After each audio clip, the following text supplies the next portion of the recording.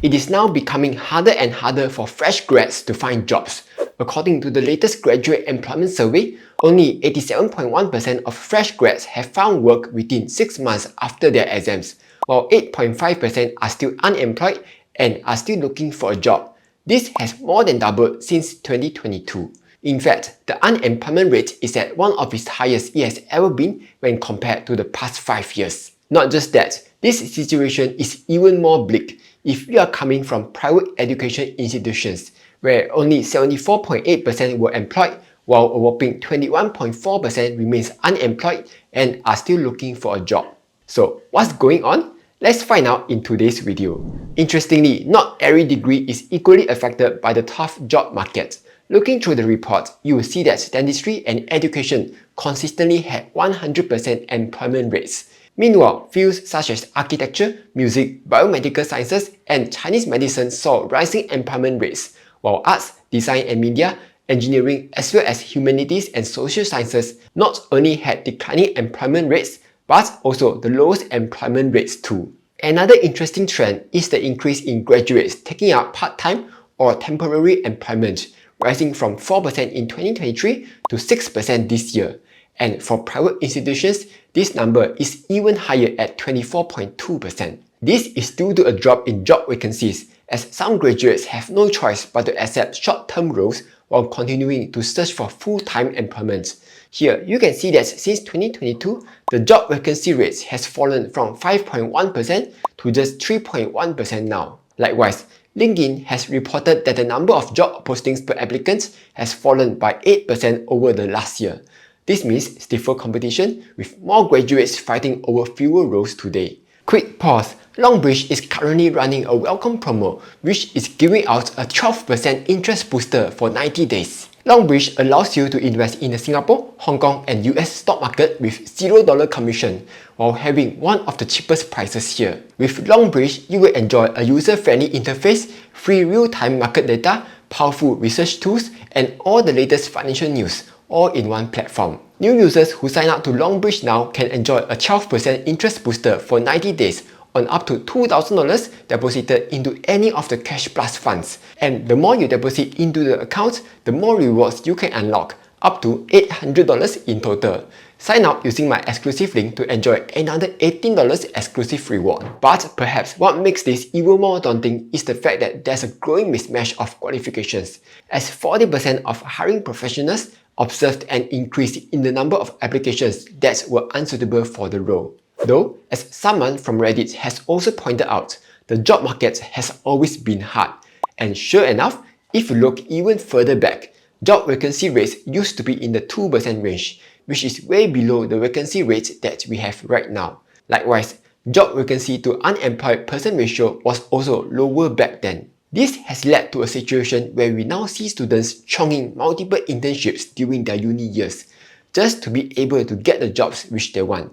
To which Business Insider calls, "Welcome to the Gen Z Battle Royale, Internship Edition." There was even one guy who took on 10 internships during his university years. Bo. But as our former Minister for Education has highlighted, while the current job market may be challenging, there are still many good opportunities available, though they may take longer to secure compared to previous years. In fact, the employment rate for residents aged 25 to 29 who graduated from local autonomous universities has been gradually increasing over the years. However, for graduates from private institutions, the outlook has been more difficult, with employment rates showing a downward trend. Next, let's gabble a little bit more and check out which degrees come with the highest starting median salaries. Topping the list is law, with a starting median income of $7,000. This is followed by information and digital technologies with a median starting pay of $5,600. Then education coming in at $5,000. Meanwhile, graduates from biomedical sciences and Chinese medicine earn the lowest at $3,485, followed by music at $3,700 and arts, design and media at $3,800. But here's a question. Given that some universities rank higher than others, does the university you attend actually make a difference in how much you get paid? Well, not really, because what determines your pay is the profession you are being hired for and how much your employers value you. For example, if you study accountancy at NTU, your median starting salary would be around $4,350. This figure is similar across other local universities, whether you study at NUS or SMU. However, some universities offer more specialized or niche degree combinations that can impact pay. For instance, a graduate with a double degree in business and computer engineering typically commands a higher median salary as compared to someone with a single degree. Now, of course, not everyone holds a degree. So, can a polytechnic graduate catch up to the salary of someone with a university degree? To start with, the starting salary gap is quite significant. According to the latest data, the median gross monthly salary for fresh polytechnic graduates is $2,900, whereas fresh university graduates earn around $4,500. That's a difference of $1,600 per month, right from the beginning. But the gap doesn't just stop there. Data from the Ministry of Manpower shows that as individuals age, the income gap between diploma and degree holders tends to widen even further. By the time they reach their 40s or 50s, degree holders can be earning close to double what diploma holders make. Even at the very top end of earners, the difference is stark. Among individuals earning 20k or more per month, a whopping 83% have a degree, while only 4.8% hold a diploma. This highlights the fact that in Singapore, a university degree is often a key factor in accessing high-paying jobs, especially in sectors like finance and tech. Though, the good news is that this salary gap isn't necessarily permanent. Over time, it can narrow, especially if you are able to upskill yourself and transition into better paying roles. For example, moving from a non-PMAT role to a PMAT role or switching to higher value industries can almost double your income. PMAT stands for professionals, managers, executives, and technicians. These roles typically require more specialized skills and offer higher pay and better career progressions. So think of jobs in areas like tech, finance, engineering, and healthcare, compared to non-PMAT roles like frontline service or manual jobs. However, this switch may not be easy and is quite uncommon. But here, we can see that people have done this, so it's definitely possible to make this switch. Indeed, while having a degree can give you a strong head start, skills often matter more as your career progresses. Employers are increasingly prioritizing skills and experience over paper qualifications, especially in a rapidly evolving job market.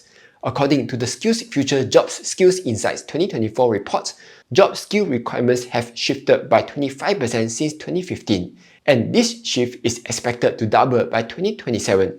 This highlights just how quickly the workplace is changing, and why both employers and job seekers need to focus on continuously upskilling to stay relevant and competitive. This is especially true in fields like tech, AI, cybersecurity, green and digital economy, advanced manufacturing, which are positioned for significant growth in the years to come. These sectors require specific skill sets and having transferable skills to move across different job roles. This can often ensure you remain competitive in the job market. Also, while it's true that having high qualifications can make it easier to earn a higher income, there are also many high-paying professions that don't require a degree. For example, property agents, insurance agents, and even entrepreneurs who earn based on their performance rather than a fixed monthly income. According to an article, the average annual income of a new agent at ERA under the age of 35 and has at least one transaction was $30k last year. That equates to a monthly income of just $2,500. This is even worse than the $2,900 median pay of a fresh poly graduate. However, it's a very different story at the top. The top 5% of high-performing agents earn an average of $170k a year, or nearly $14k a month. In fact, even that pales in comparison to some top-performing OPA agents who are earning at least $500k in commissions annually. When it comes to fee-based professions, the sky is truly the limit. So that was a quick summary of the latest graduate employment survey. People pursue degrees for different reasons. Some see it as a stepping stone in their career. Others may view it as a way to gain credibility, explore their interests, or simply meet the baseline requirement for certain jobs. But let's be clear, a degree isn't a silver bullet, and it certainly doesn't guarantee an iron rice bowl. What matters most is staying relevant and competitive in a fast-changing world. Anyway, Hopefully you found this useful. Like, share and subscribe as I'll be posting new videos every Monday, Wednesday and Friday.